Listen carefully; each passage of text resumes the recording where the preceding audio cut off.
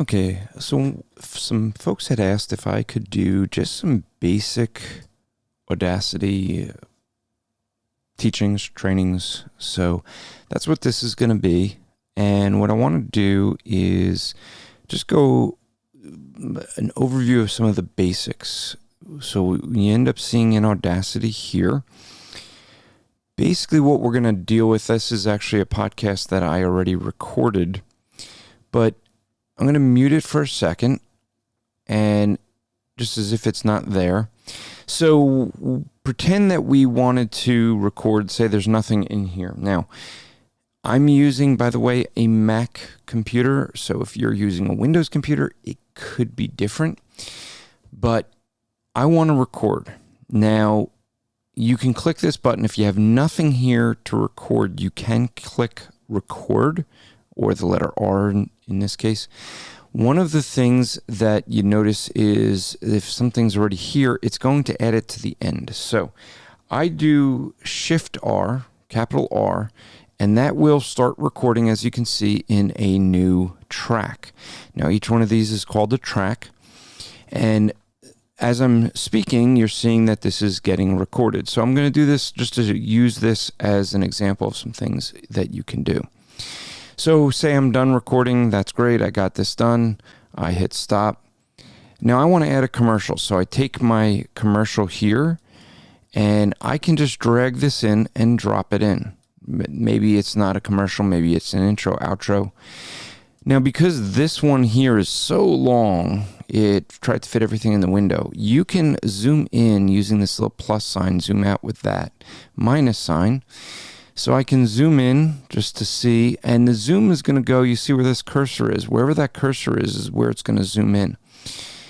If I wanted to zoom out this one to the full length, or width I should say, that's going to go right back to where we were.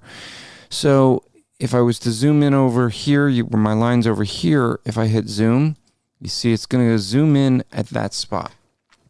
Now, say you have your information here, you have this here, and what you'd like to do is kind of move this over. This icon here is your selection tool. This icon here is your time shift. So if you click on that, you can now move this. And the nice thing is, as I move this in Audacity, you see that, there it goes, lined up perfectly. It'll show that little line where it is. Remember to go back to your selection tool. That becomes important because you can't select otherwise. Now, let me show you a little way to cheat. Let me move this back over. And if I wanted to, I could just, with the selection tool, just select these two tracks. And if you go up to tracks up here, you can say align end to end. This is what I do. And boom. Now let me zoom in again because you can't really see this with this longer thing that I have. But you see how it lined that up perfectly? That's helpful if you want to just line up end to end. Now say, hey, that's great, but I'd really like to get these two in one track. Well, what you could do is select the ones you want, go to tracks, and do mix and render. What this is going to do is mix these into one track. See that? One. That's nice. Now, you notice there's a little bit of silence there. One of the things I do, instead of saying like, things like that people say to pause so that they can think about something, just go silent. Why silence? Because you can select this, and here's a nice little trick. If you go to truncate silence, and I just happen to have mine at this threshold of negative 30 dB, 5 second, that's basically half a second duration, I'm going to replace that with 2 seconds, 0.2 seconds. So what I do when I click on this, you'll see this area right here. If it was silent long enough, maybe it wasn't silent long enough, but that would remove any of the silence that fits within that time frame. It's a nice little feature to do. Now, one of the things that's an add-on, we could do another episode on this if folks want, but there is something I got called compress dynamics. And I can show you this is a plugin that I use. The nice thing about this is with these settings I got from Daniel J. Lewis, you can see my audio here.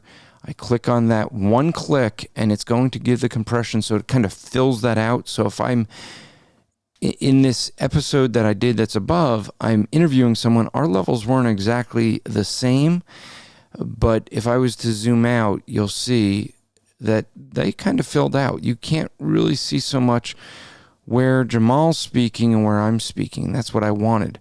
And so that's something I can show you guys how to add if you're interested.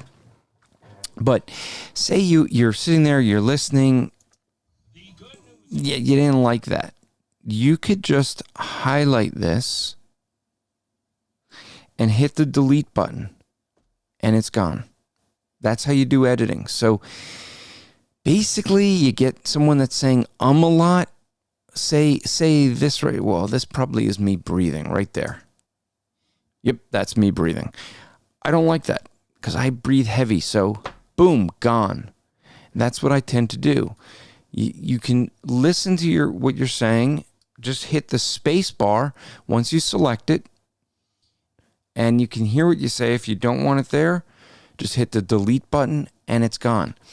That's some basic editing. So you can select, you can delete, you can copy and paste using your regular copy paste controls.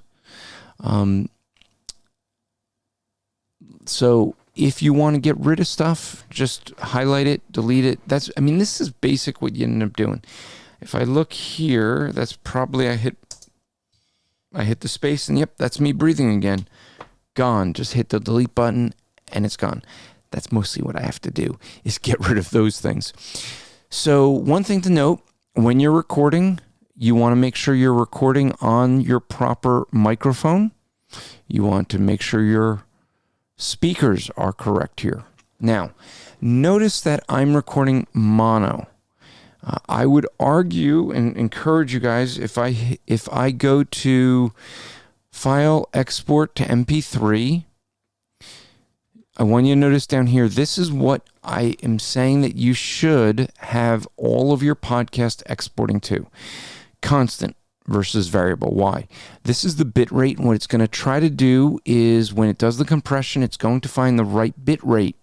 And so a variable bit rate can, in the compression, you can start having some things happen where it tries to speed up, slow down, things like that. Just keep it at constant. 64 kilobits is what we're recommending for podcasters that are doing voice.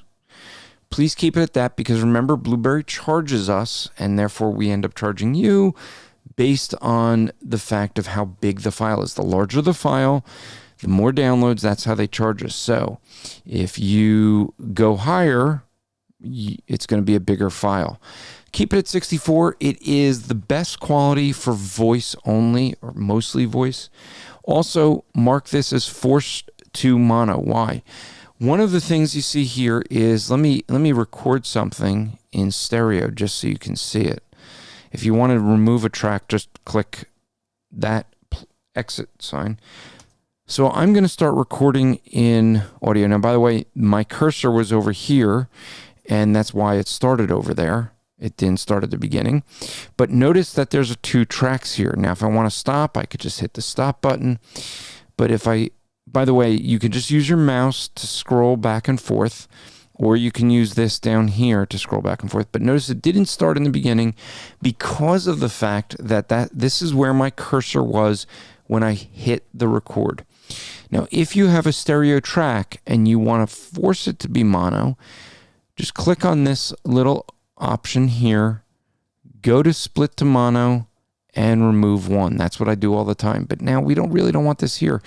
Well, maybe we don't want this dead spot there. Okay, just select that, hit delete. If we want to get rid of this altogether, we want this at the beginning, we would take our time shift tool, grab this, and just slide it on over. Okay, it's really that easy to do. Don't forget to go back to your selection. So those are some of the basic things. You have your control up here for your microphone. You may want to make sure that's up at max and your speaker's up, and then control it through your soundboard or whatever. And so these are just some basic things for you to do. Again, most often what you're doing is taking something you don't want, you highlight it, you hit delete, and it's gone. This right here is breathing. So typically what I would do is I'd hit play. By the way, my cursor was over here. Oh, I just heard my breathing right there. So what do? Highlight it, hit delete, and then what I do is I back up a little to make sure that still sounds good. Over here, and that's why it started over there.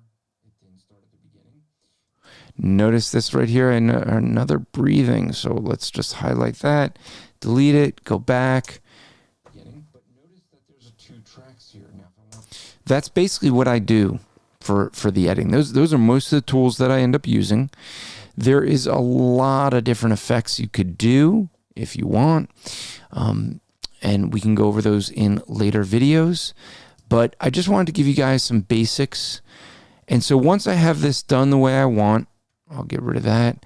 Then I go to File, Export, MP3, and, well, this is muted, so it didn't find anything. Okay, so let's do that again for you. Export to MP3, and I give this a title. Now, I want you guys to notice these titles. What I've tried to do, some of these are actually too long, but you want to have a title that is short. You can see how I've titled this. So rap is the rap report. I give the episode number. I'm thinking that I'm going to be doing 1,000 episodes of my weekly rap report. So I have 4-digit there. You don't have to do that. I put the zeros so that when it sorts, it always sorts properly. I have the W there just because it's my weekly versus my daily.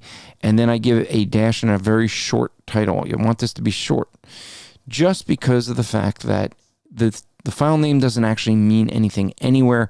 But if you're looking up on Blueberry, it is hard to read sometimes.